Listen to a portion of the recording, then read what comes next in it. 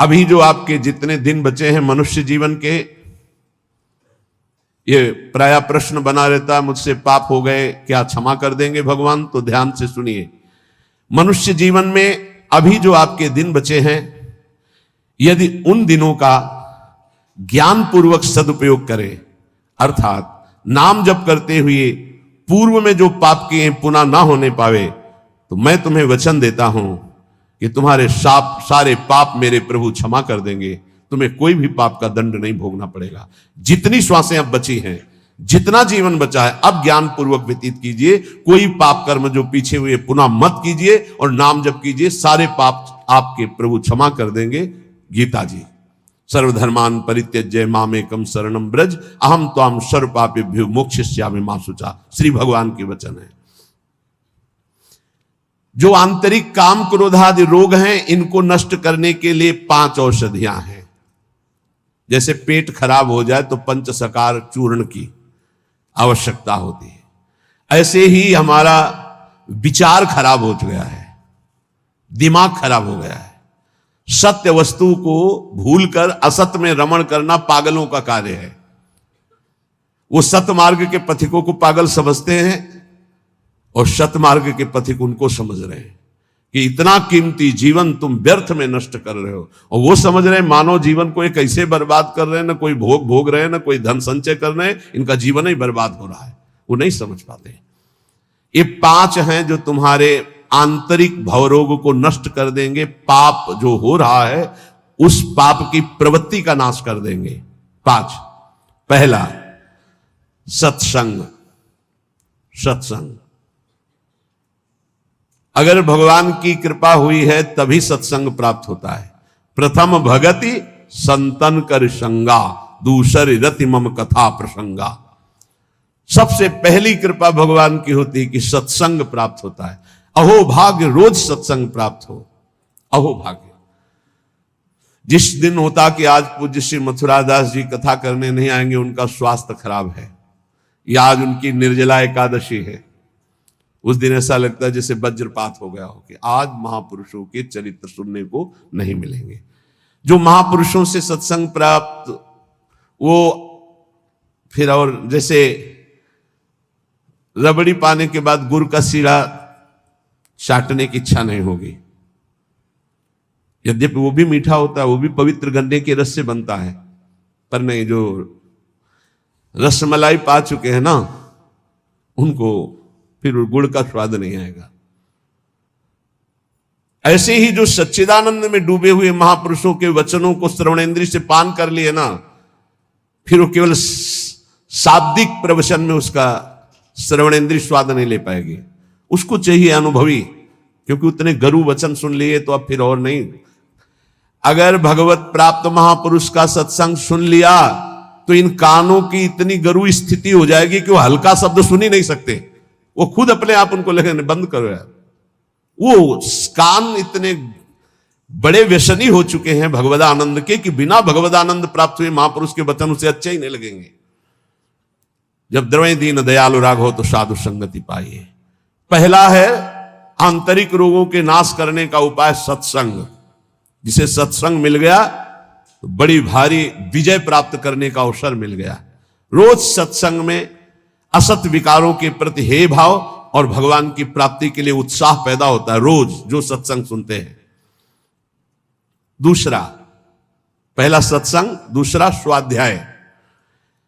जो हमारे आचार्य की वाणी है, जो गुरुदेव ने आदेश किया जिन ग्रंथों का स्वाध्याय करने के लिए, उन्हीं ग्रंथों का स्वाध्याय करना चाहिए। स्वाध्याय का मतलब नहीं कि कुछ भी स्वाध्याय करो, नहीं, गुरुदेव के अनुसार शास्त्र स्वाध्याय करना चाहिए, जो गुरुदेव आदेश कर रहे हैं।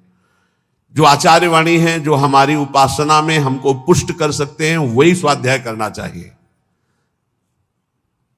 तीसरा है आहार, स्वल्पाहार। सत्संग, स्वाध्याय, स्वल्पाहार। आहार का बहुत बड़ा रोल है जीवन के उत्थान में। भगवान शंकराचार्य जी ने भी साधन पंचक लिखा है, उसके एक एक शब्द का आगे श्लोक तो बहुत बड़े। वेदो नित्यम अधीयताम, संगा सत्सु विधीयताम, महावाक्यार्थस्य विचारिताम, क्षुध व्याधि चिकित्सताम, एकांते सुखमास्यताम। 5 बातें, इन्हीं का विस्तार वर्णन किया है। वेदो नित्य मधीयताम, नित्य शास्त्रों का स्वाध्याय होना चाहिए। संगा सत्सु विधीयताम, भगवत प्राप्त महापुरुषों का संग होना चाहिए। महावाक्यार्थस्य विचारताम, उनके द्वारा जो बोले गए वचन हैं उनको विचार करके चिंतन के द्वारा अपनी स्थिति बनानी चाहिए। फिर चौथा अपने आप कहा, जो इसमें तीसरे में स्वल्पाहार है, उसमें कहा क्षुध व्याधि चिकित्सताम, क्षुधा रूपी व्याधि की चिकित्सा करे। भिक्षान्नम औषधम, जैसे व्याधि की औषधि के द्वारा, तो क्षुधा रूपी व्याधि की भिक्षान्न के द्वारा विरक्त और धर्म के द्वारा कमाए हुए अन्न से ग्रस्त, वो भी स्वल्पाहारम, भूख से कम। बहुत बड़ा इसमें योग है, आप अच्छे से समझ लीजिए। आप समझते हैं अधिक पाने से आप बलवान होंगे, बिल्कुल भूल है आपकी, ये भूल बहुत बड़ी है। अल्पाहार करने से जीवनी शक्ति बहुत प्रबल होती है। जितना आप भजन में उन्मत्त होने वाले महापुरुषों को देखेंगे वो अल्पाहार करने वाले होंगे। अधिक आहार करने में प्रमाद स्थिति बढ़ती, तमोगुण बढ़ता है। ये रहस्य जान लीजिए। अल्पाहार करोगे आप में बहुत तेज बना रहेगा, आप में जीवनी शक्ति। जो अधिक पा लेते पूरी शक्ति पचाने में लगती, तो भजन आदि में नहीं, प्रमाद स्थिति रहती है। चौथा जो उसमें लिखा है एकांते सुखमास्यताम, इसमें लिखा है रात्रि के चौथे प्रहर में भागवती क्रियाओं का अनुष्ठान करना चाहिए। ध्यान है, नाम जप है, तो अपने यहां तो ऐसी बढ़िया दिनचर्या है कि आपको अनुष्ठान करने की जरूरत नहीं, सम्मिलित होने की जरूरत है। जो प्रातःकालीन बेला पर जग करके भागवती का अनुष्ठान करता है वो आंतरिक विकारों पर विजय प्राप्त कर लेता है। स्वप्न दोष 4 बजे सोने वाले को ही बहुत जोर के होते हैं। जो प्रातः 3 बजे से जग जाते हैं, 10 बजे के बाद सोते हैं, स्वप्न दोष होने की संभावना ही नहीं रहती। यदि वो सावधान है तो गलत क्रिया करते हैं, गलत भोजन करते हैं, उनकी बात अलग है। नहीं, समय ही नहीं है। प्रायः 3, 4, 5, 6 इसमें स्वप्न दोष होता है प्रातःकालीन बेला पर। और जो गंदे आचरण करते हैं उनकी तो कोई चर्चा ही नहीं है। 5वां, जो कुछ साधन भजन करे एकांत चिंतन आंतरिक, उसका चिंतन पूर्वक करे, एकाग्रता पूर्वक करे, सारी शक्ति लगा करके, बटोर करके। नाम जप करे तो नाम में, मंत्र जप कर रहे तो मंत्र में, सत्संग सुन रहे तो सत्संग के वाक्यों में। ये 5 हैं जिनके द्वारा हम आंतरिक विकारों पर विजय प्राप्त कर लेते हैं। पहला सत्संग, दूसरा स्वाध्याय, तीसरा अल्पाहार, चौथा प्रातःकालीन बेला पर उठकर भागवती का अनुष्ठान, 5वां जो कुछ भी करे एकाग्रता पूर्वक सारी शक्ति लगाकर उसी में। जो अपने ऊपर हर समय ईश्वर की, आराध्य देव की कृपा का अनुभव करता रहता है, ये बहुत बड़ी बात है। हर परिस्थिति में बड़ी कृपा, श्री जी की बड़ी कृपा, श्री जी की बड़ी कृपा। एक हमने संत भगवान को देखा, वो बल्ब ऐसे लगा रहे थे तो चूक हो गई, तो वही किसी कनेक्शन में कहीं छू गए, मारा ऐसा झटका तो सीढ़ी गिरी, सीढ़ी से सीढ़ियों पे आकर के गिरे, उससे नीचे चबूतरे के नीचे आके गिरे, काफी चोट लग गई थी। तो दौड़ करके उनको उठाया तो उनका बड़ी कृपा, निपट गए, बड़ी कृपा, निपटा दिया प्रभु ने। बड़ी बात थोड़ी में निपटा दिया, बड़ी कृपा। और मुस्कुरा रहे थे और कई जगह चोट दिखाई दे रही थी। ये संत हृदय, बड़ी कृपा, निपट गए। बड़े अपराध को छोटे में काट दिया, निपट गए, बड़ी कृपा। जब अपने दास के ऊपर प्रभु कृपा करते हैं तो उसके हृदय में सद्गुणों का खजाना खोल देते हैं, जो हर समय अनुभव करता रहता मेरे ऊपर बड़ी कृपा है। फिर उसको अपने आप में मिलाकर एक कर देते हैं, चाहे भक्ति में हो चाहे ज्ञान में, बचता एक ही है। 2 जब तक बचे तब तक विचार अभी ऊंचाई पर नहीं पहुंचे। ब्रह्म नहीं, माया नहीं, नहीं जीव नहीं काल, अपनी ही सुध ना रही, एक रहे हो नंदलाल। ना काहो सो बोलिबो, ना कोई व्यवहार, अपनी कुंवर किशोरी को जियत निहार निहार। एक तो लालजू प्रियाजू एक हैं, इनको 2 न देखा जाए।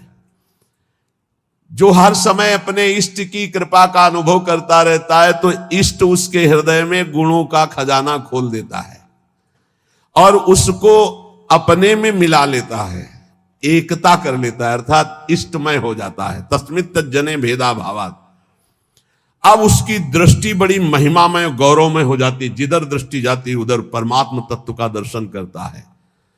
ऐसी स्थिति सच्चिदानंद रस में भरपूर होती है, ना अहमता होती ना ममता होती है।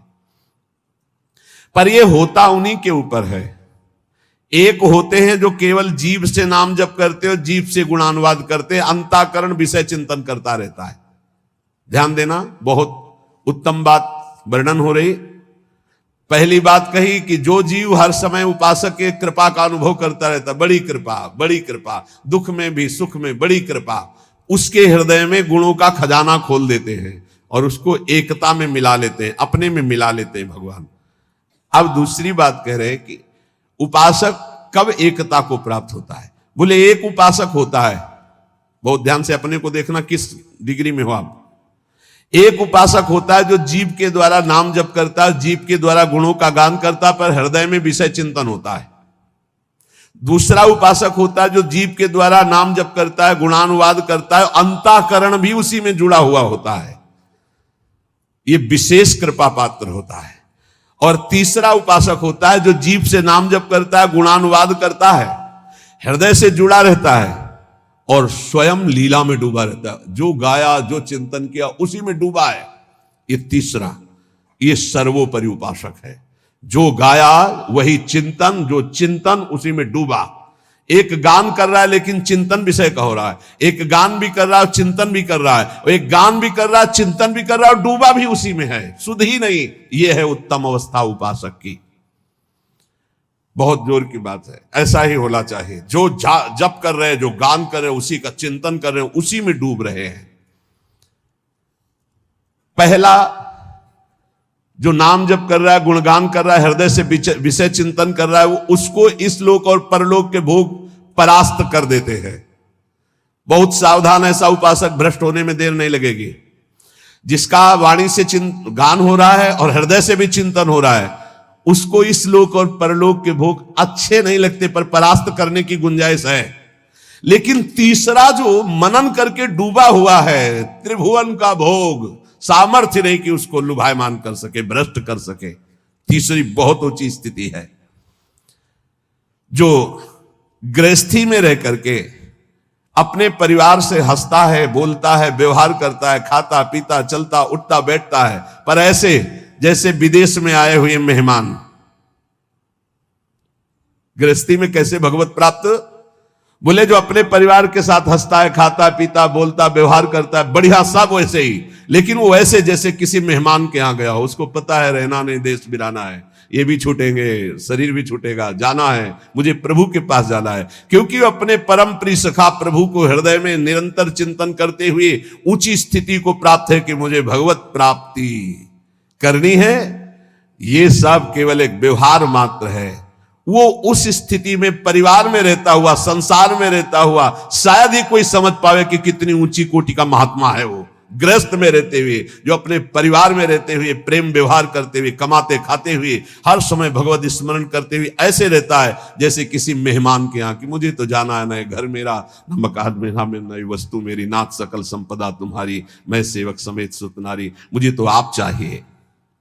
देखो, जब तक तुम संसार की कामनाओं से निवृत्त नहीं होगे तो ये संसार तुम्हें फंसाए रखेगा। तुम्हारा सारा साधन भजन जो परलोक प्रदान करने वाला है, ये संसार नष्ट कर देगा। संसार की कामनाओं की जब तक निवृत्ति नहीं होती तब तक संसार फंसाए रखता है, और ये जितना साधन भजन बनता है सब खा जाता है संसार। तुम कहलाओगे भगत, लेकिन तुच्छ विषयों में अपने भजन को बेचने वाले भगत नहीं कहलाते। तुम जैसे तैसे अपने इंद्रिय और मन को बिखेर रखा है, इंद्रियां मन तुम्हारे भजन को नष्ट कर रही है।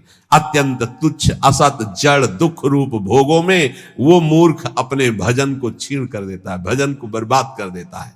इसलिए इस संसार की लौकिक वस्तुओं को जो तुम्हें प्राप्त है भगवद अर्पित करके प्रसाद रूप भोगो, और निर्मल परमानंद की प्राप्ति के लिए कोई इच्छा मत करो, अपने भजन को बचा के रखो।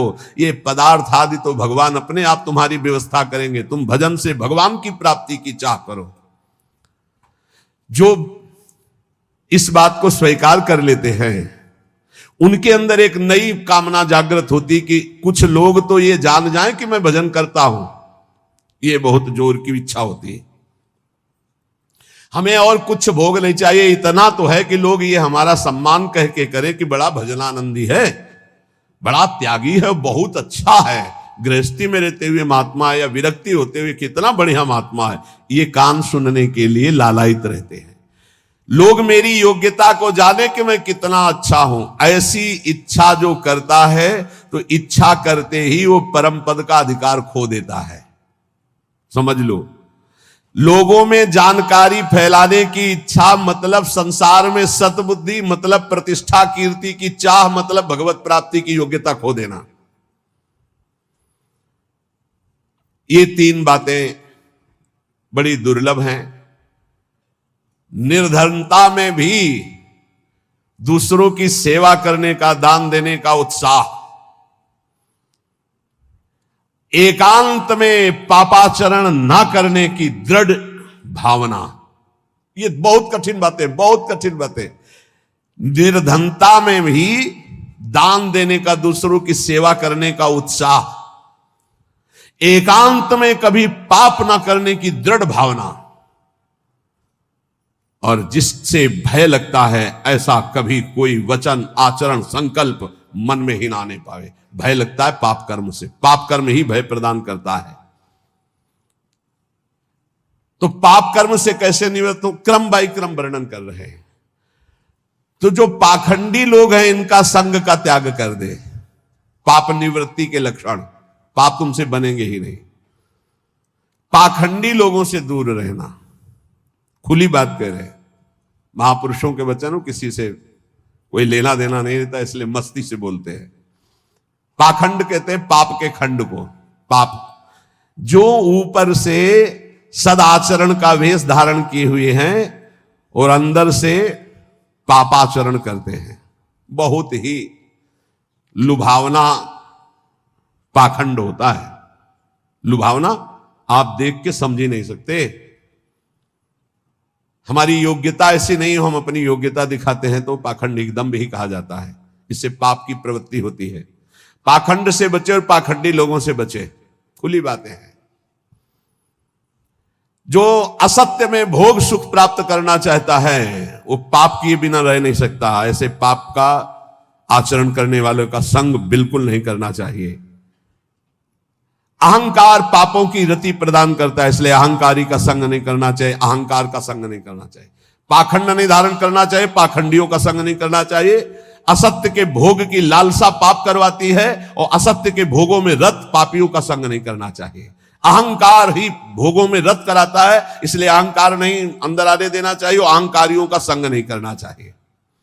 प्रभु की ओर अग्रसर होने वाले जितने साधक हैं उनको सावधान रहना चाहिए ऐसे अहंकारी असत भोगों में लगे हुए पाखंडियों से। कल्याण के मार्ग पर चलना है तो अधर्म और अनीति और पाप कर्म छोड़ने की दृढ़ प्रतिज्ञा करनी होगी। अगर हम सावधानी से नहीं संग करेंगे तो बहुत ही पाखंड का बोलबाला है। आप ऐसा ना समझ लें, कलिकाल है। ये मन चले लोग जो भगवान की प्राप्ति का कोई मार्ग ही नहीं जानते, जिसकी बातचीत में थोड़ा भी लोभ दिखाई दे, जिसकी बातचीत में थोड़ा भी काम आदि दोष का लक्षण दिखाई दे, कभी संयोग नहीं करना चाहिए, चाहे जितना बड़ा कोई हो, दूरी बना के रखनी चाहिए। इसीलिए पहला शब्द लिखा है पाप की निवृत्ति के लक्षण, तो बोले पाखंड और पाखंडी लोगों के संग का त्याग कर देना चाहिए। दूसरा, असत्य भोगों में जिनकी रति है उस असत्य भोग और असत्य भोगों में रति करने वाले का त्याग कर देना चाहिए। तीसरा, अहंकार और अहंकार की वृत्तियों में फंसे हुए लोगों का, इनका त्याग कर देना चाहिए। जिसको कल्याण मार्ग में चलना है अधर्म अनीति और पाप कर्म छोड़ने की दृढ़ प्रतिज्ञा करनी चाहिए। जो पीछे पाप हो गए हैं वो इसी प्रतिज्ञा से भस्म हो जाते हैं। कभी भी ये नकारात्मक भाव रखने वालों का संग करने वाला सकारात्मक भाव में आगे नहीं बढ़ सकता है, इसलिए बहुत सावधान रहना चाहिए। जो सांसारिक मान बढ़ाई कीर्ति परिस्थिति वस्तु रुपया आश्रम इनकी प्राप्ति की चाह रखता है वो कभी भगवान की प्राप्ति की चाह करने वाला हो ही नहीं सकता है। जो त्याग की हुई वस्तुओं का पुनः भोग करता है वो श्वान के समान होता है, वो साधु नहीं होता है। श्वान समझते, सम्मान शब्द सूचक श्वान है, नहीं उसको कुत्ता कहते हैं। बमन को कौन खाता है? कुत्ता। तो रमा बिलास राम अनुरागी तजत बमन जिम जन बड़ भागी, बमन के समान भगवान के भक्त संपूर्ण भोगों का त्याग कर देते, तो वमन के समान त्यागे हुए भोगों को पाने वाला स्वान कहा जाता है। भक्त भगवत प्रसाद पाता है और जीवन को भगवत प्रसाद में करता है। यहां खुली महापुरुषों की बातें हैं, कोई लगा लेश नहीं है। उपास्य प्रभु का स्मरण सेवन करना, प्रभु की प्राप्ति के लिए सारे स्वार्थों का त्याग कर देना, अंतःकरण को भगवदाकार बनाना। कोई भी जीवन में ऐसा आचरण ना हो जो संतों ने ना किया, वो कभी आचरण नहीं होना चाहिए जो संतों ने कभी नहीं किया। ये ध्यान रखना चाहिए। वेश धारण करके हमसे अगर कोई गलती है, उसे त्याग देना चाहिए, हमें सुधारना चाहिए। आहार निद्रा, इन पर विशेष शासन करता है, चाहे गृहस्थी का साधक हो चाहे विरक्ति का। आहार निद्रा इन पर शासन करे। वैराग्य का एक भी लक्षण कम ना होने पावे। अगर एक भी छेद हो जाए तो जैसे घड़ा भर नहीं पाता, ऐसे अंतःकरण पूर्ण दृढ़ भगवत मार्ग में नहीं लग पाएगा यदि वैराग्य का एक भी लक्षण कम हुआ।